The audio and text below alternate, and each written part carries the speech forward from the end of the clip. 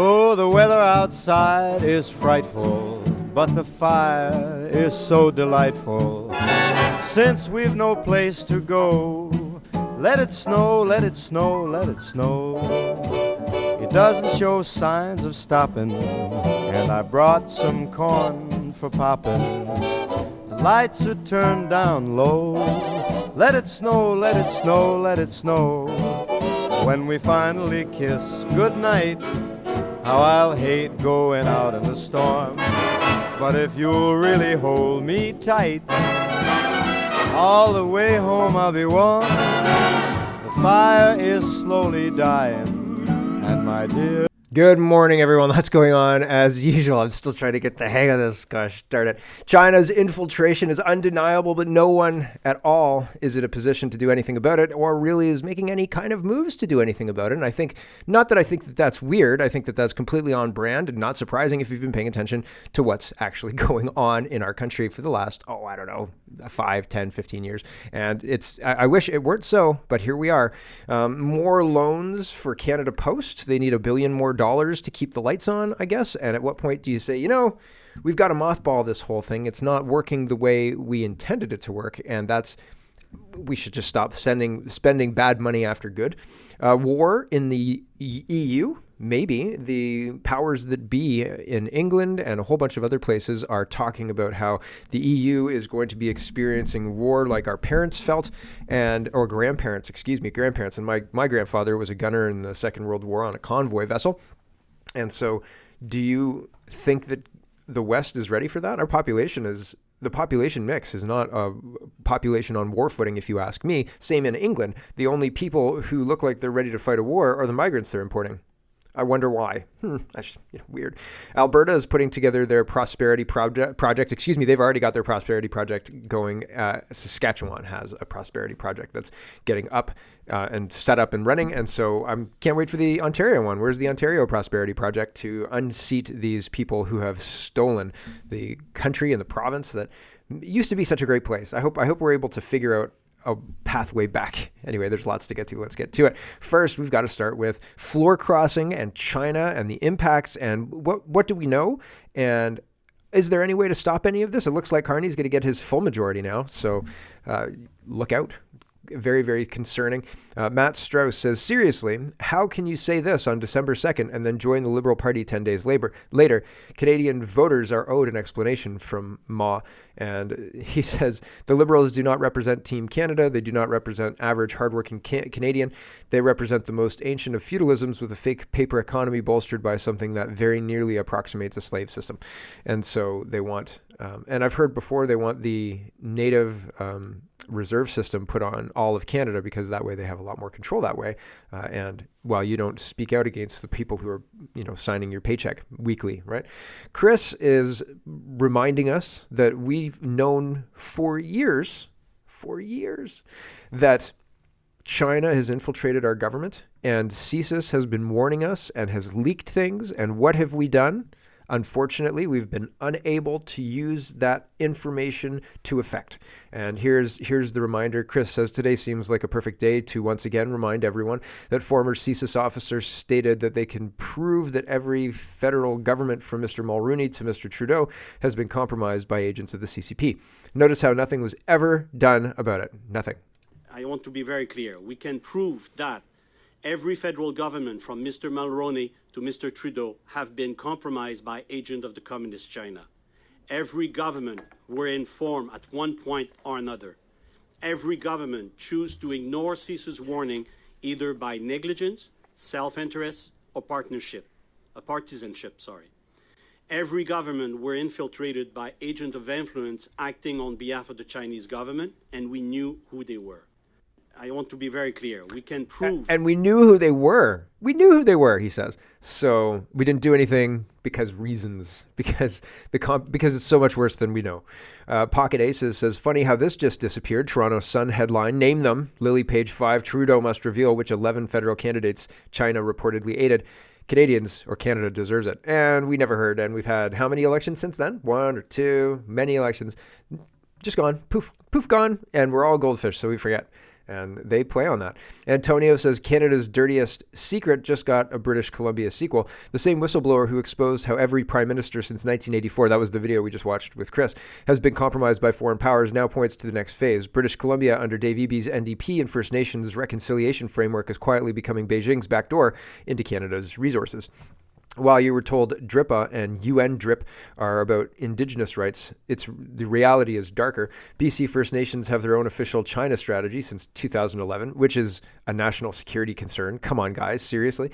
I'm a guy in my garage and I know that. Come on, for real? Yes, let's have you guys, you little people, little nations that have, you would be easily influenced by money, and money is something that China has. Like, gosh, you should not allow people who would be easily bribed to make independent deals with China, for crying out loud. David Eby's top advisor, Ding Guo, is repeatedly named by CSIS as a United Front collaborator. Billions in BC resource projects, LNG mining ports, now require First Nations consent, and many First Nation leaders are being actively courted by Beijing. BC just handed $1 billion ferry contract to a Chinese state-owned shipyard, while Eby shrugged. And so did Chrystia Freeland, by the way, and so did Mark Carney. CSIS warned Eby personally about CCP interference in BC politics, and nothing happened. CSIS warned everybody, and nothing happened. And I laugh, but it's serious. Watch the 1 hour and 45-minute bombshell that ties it all together, from Pierre Trudeau and the Aga Khan in 1984 to Eby and Beijing today. British Columbia is ground zero for the next stage of elite capture. If you live in BC, this is your wake-up call before the next provincial vote. Share before they memory hole it. So, and they will, unfortunately. Joe Tay is somebody who is targeted by the CCP, and he's talking about how this whole thing is pretty crazy. He says, "This year my birthday is filled with confusion and deep frustration. Personally, I lack nothing, yet living in Canada, a country that has long prided itself on upholding democracy and freedom, I find myself witnessing our democratic system being openly disregarded and attacked in broad daylight. Politicians have publicly abandoned their voters, cast aside the principles they once claimed to uphold, and behaved as though their actions carry no consequences. Without consulting constituents, without regard for public opinion, and without any prior notice, under the solemn institution of the House of Commons, a decision was made to publish the following statement on the Liberal Party's official website." And then this is Ma's statement. He says, "Because I believe deeply in and respect democracy, I also respect every individual's right to make their own choices. Each person must ultimately be accountable for their decisions. However, this act of crossing the floor is not merely a personal choice.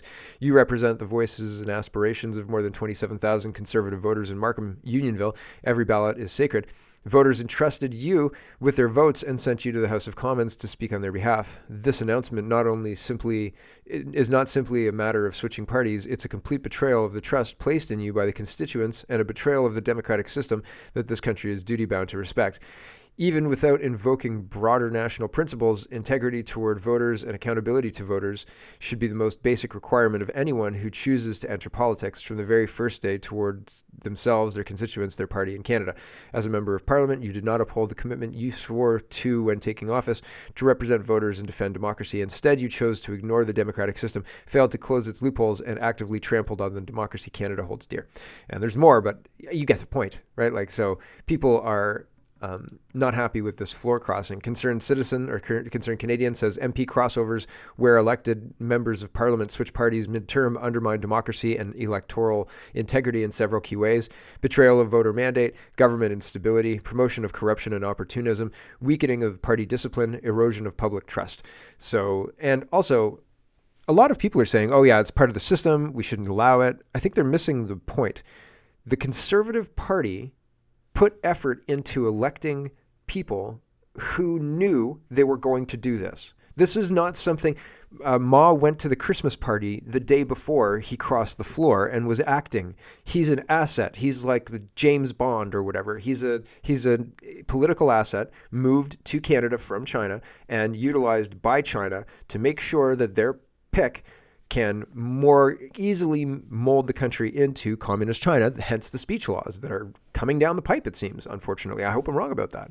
I'll have to read into what I will be able to do, but I might have to make my show completely private, and even then I don't know if that'll protect myself. So they'll find a tweet from years ago. I'll probably have to make my Twitter account private as well.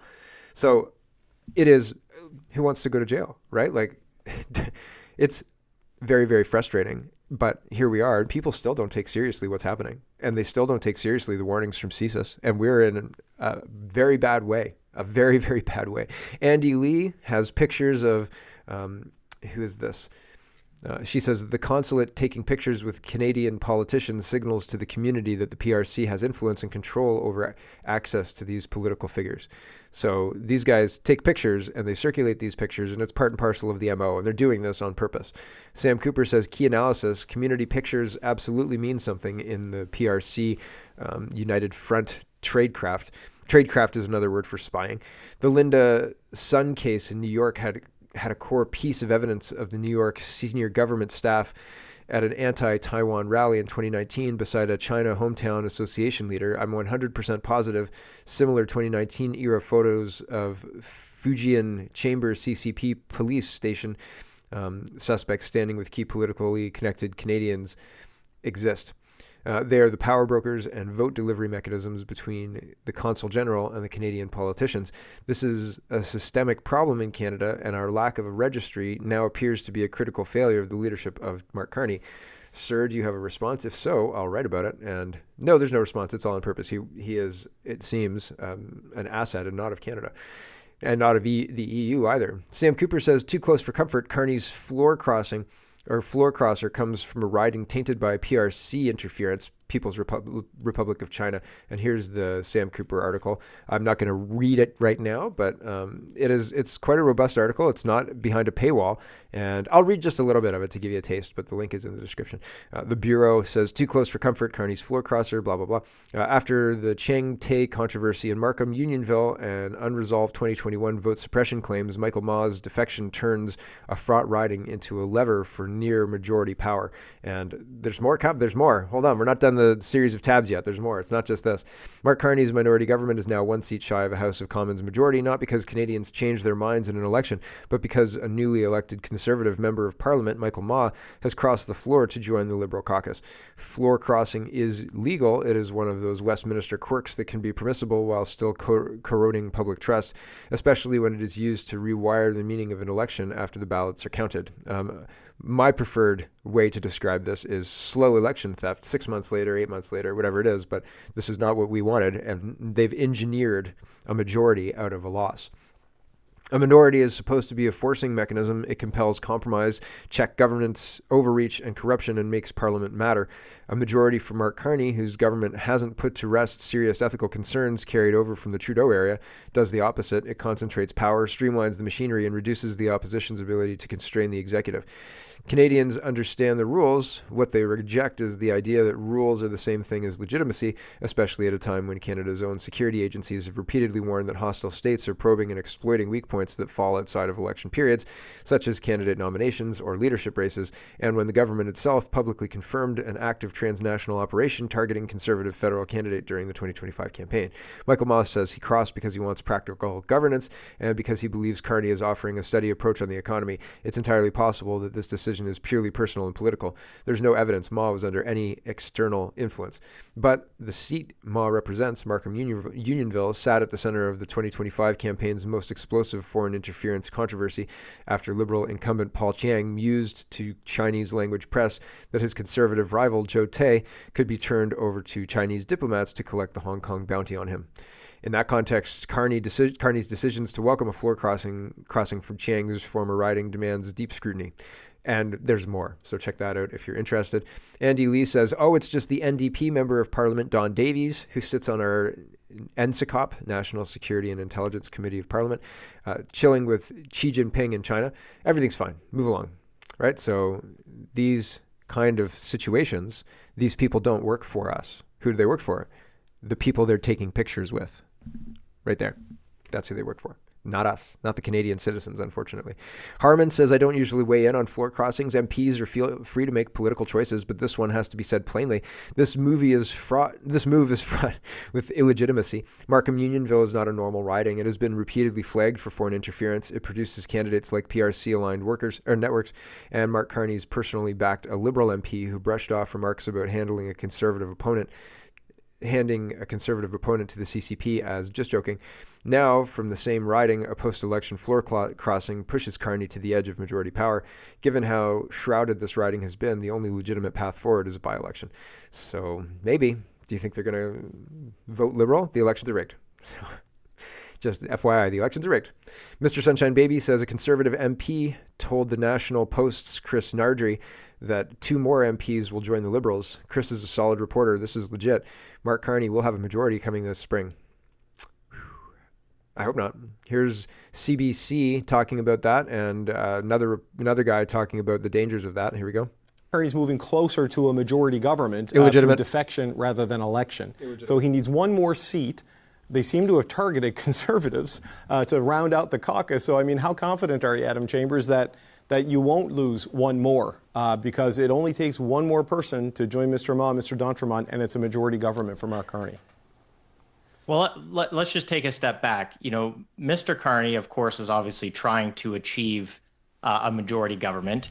After the last election, he did not elect enough MPs to get his majority government. So he's in fact actually trying to achieve something through these defections that he was not afforded at the ballot box. Yes, of course, people vote for individuals, but as we all know, everyone runs under a party banner. The party affiliation is on the ballot.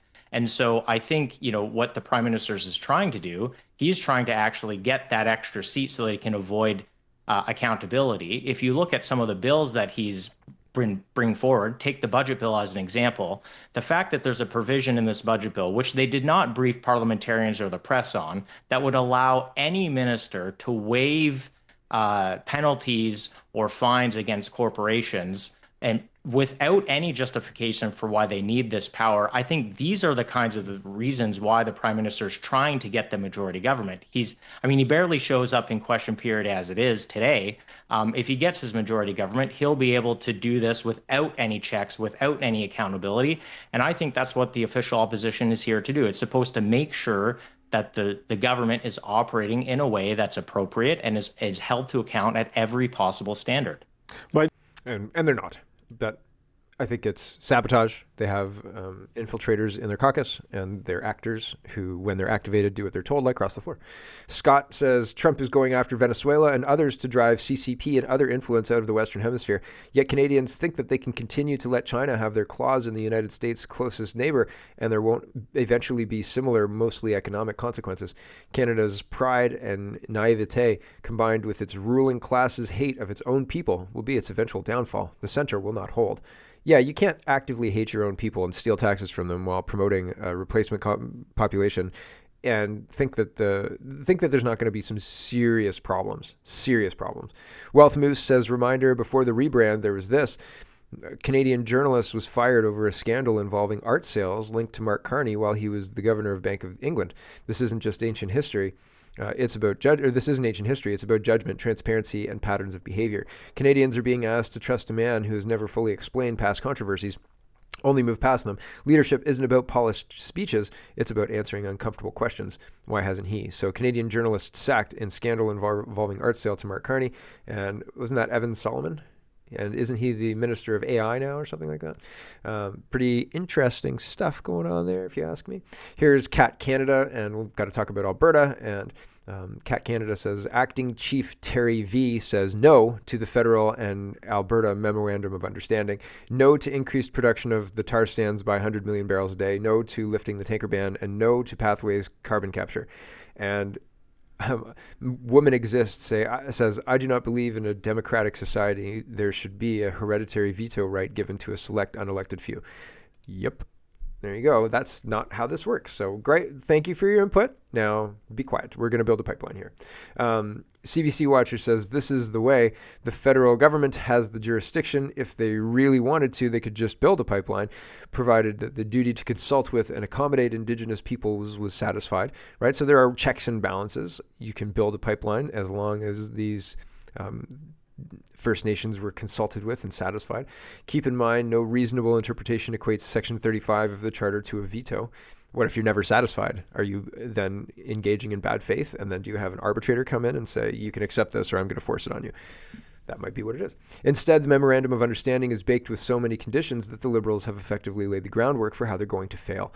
With overly hedged, rather cryptic messaging, Liberals have themselves given considerable weight to a cynical theory that the Memorandum of Understanding is a stalling tactic, not a foundation to get more Canadian oil to the market it's needed in. Maybe Hodgson is telling the truth and caucus is unified because the Radicals are satisfied that the entire MOU ensures that a new pipeline will never reach Tidewater through BC. So hats off to the legislative affairs strategists in the Conservative caucus. The real test of Carney's political power continues. Can he force a caucus that prefers fantasy economics into a mold of economic literacy to deliver the vision Canadians signed off on, or will he be hamstrung trying to appease the radicals from within? Hamstrung? He has no interest. He's not actually going to build a pipeline. He has no interest to build a pipeline. Sam Cooper says, almost 900 more signatures in 1 hour. I will update this thread for pro-democracy reasons as an appendix to the Bureau's op-ed. This is in the wrong spot, but this is for Michael Ma. They want him to resign and trigger a by-election. Probably the only way to keep any kind of legitimacy. National Post, and you're going to see the word legitimacy flying around a lot lately, or in the next little while, because they're going to use if the Conservatives have anybody intelligent at all on messaging, they'll be using that word. National Post says, now Saskatchewan has a secession movement. Quebec, Saskatchewan, and Alberta are now home to active efforts to leave Canada. Well, when Canada turns their back on us, we have a responsibility to fix it, and it doesn't. We've tried. I think there's been a lot of trying to fix it. Like Danielle Smith, as much as I think that there are problems with Danielle Smith, she works fundamentally for the apparatus that is Canada. She doesn't work for the constituents, and the apparatus that is Canada, I think, doesn't work for us either. And so that's kind of my main issue. But she's tried to do things that make sense, and the government has stifled her at every turn. Even stuff that was, I thought, meeting them very, very much in the middle, and I didn't think it was enough. They still stifled her. And so, and especially, this Memorandum of Understanding, it seems like she's there to be the patsy for Canadians, like, oh, I believe them. And then like, oh, we get over to the other side and now it's 10 years has passed and nothing's happened. And oh man, they tricked me, shucks darn. But you knew, or the people doing this knew, that it was never going to get done anyway. Maybe I'm wrong. I don't know. Breaking says table salt, 30-year Canada bond yield breaks out to 15-year high. Long-term debt costs are surging. But in the 1995, our debt costs were a lot higher than they are now, and they're about similar to 2003. So surging, yes, but if you take a long look, I mean, it's not as bad as it was in 1995. So Canada's 30-year bond yield broke out to a fresh 15-year high. That isn't noise. It's the market repricing Canada's future. Rising long-term yields mean permanently higher debt costs for Ottawa, provinces, households, and anyone rolling financing. Rolling financing is like renewing mortgages and things like that, renewing car loans or rolling a car loan. Like the second you pay your car loan, you buy a new car, right? And you're back right into the payments. Rising long-term, or like a lease. Anyway, rising long-term yields mean permanently higher debt costs for Ottawa, provinces, households, and anyone else rolling finances. You don't fix that with rate holds or press conferences. When the long end moves like this, it's not about inflation tomorrow. It's about confidence today. And right now, investors are demanding a much higher price to lend to Canada. I'm not surprised. Again, I think that we're behaving in a stupid way. And I've got to say goodbye to the stream. If you want the whole show, head over to CanadaPoly.com. If you don't, that's okay. I'll be here tomorrow. And for everybody else, we will carry on as soon as I kill the stream. Early morning streams on a Saturday, not very well watched, I guess. I usually have double the viewers when I kill the stream. So anyway, regardless of all of that, we're all good, and we will carry on. Let's talk about the food professor. He says the food price increases so far in 2025. Roasted or ground coffee up 33%. Whole chicken up 30%. Ground beef 21%. Oranges 17%. Bacon 16%. Apple juice 15%. Wieners 13%. Salad dressing 13%. Almonds 13%. Canned soup 12%. Veggie burgers 11%. Peanuts 11%. Orange juice 10%. Tofu 9%. Wow. So who eats tofu? BlackRock's reporter says CEO of Canada Post confirms pursuit of a second taxpayer loan after running through $1 billion line of credit since January. Our financial situation is unacceptable and cannot continue, but I really need this hit. So if you give me this money right now, I'm going to definitely pay payroll. I'm definitely not going to take it to Vegas and put it all in red and buy like all of those other things that happen in Vegas. Definitely not, right? And I won't be here in 6 months asking you for money, I promise. 3 months asking you for money, I promise. So Hunter Biden, I don't know. Yes, he's coming, but I don't know why you'd ask. So anyway, are they spending all of the Canada Post money on proverbial hookers and blow for Joe Biden? No, or Joe Biden, excuse me, Hunter Biden. I don't know, but that's one plausible example, okay? Or one plausible explanation for where our money's going. Canada Post needs another $1 billion. How about no? How about we say, oh man, shucks, the Canada Post is bankrupt. I guess we have to figure out a different system. We'll try Amazon packages. Andy Lee says, tucked into Islamic Relief Canada's 2024. Hold on. Islamic Relief Canada? Well, we could cut that. No problem. Cut that. We wouldn't give the money to Canada Post, though, but we could cut that and save $14 million. Anyway, Islamic Relief Canada. 2024. We don't have Homeless Veteran Relief Canada. We have Islamic Relief Canada? When did Islamic Relief Canada start?